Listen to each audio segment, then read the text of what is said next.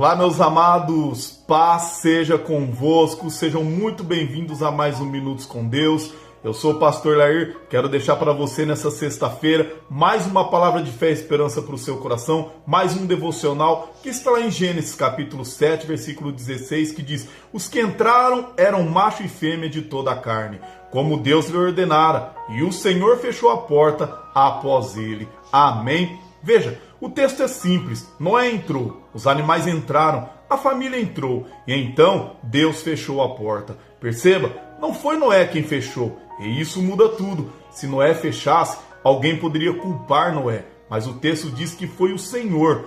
Deus fechou a porta da arca, porque a porta que Deus abre em graça, Deus também fecha em juízo. A mesma mão que salva também encerra o tempo da oportunidade.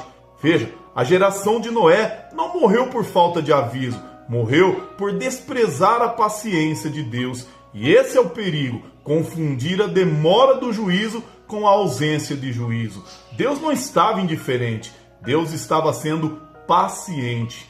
Jesus usou Noé como alerta. Ele disse em Mateus 24:37, pois assim como foi nos dias de Noé, também será a vinda do Filho do Homem.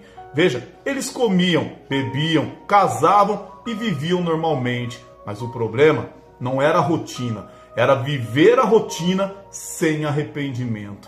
Veja, a porta aberta fala de graça, a porta fechada fala de limite. Existe um tempo em que Deus chama, existe um tempo em que Deus confronta, existe um tempo em que Deus espera. Mas também existe um momento em que a oportunidade termina. Veja, muita gente quer um Deus que sempre espere, mas não quer ouvir um Deus que manda se arrepender.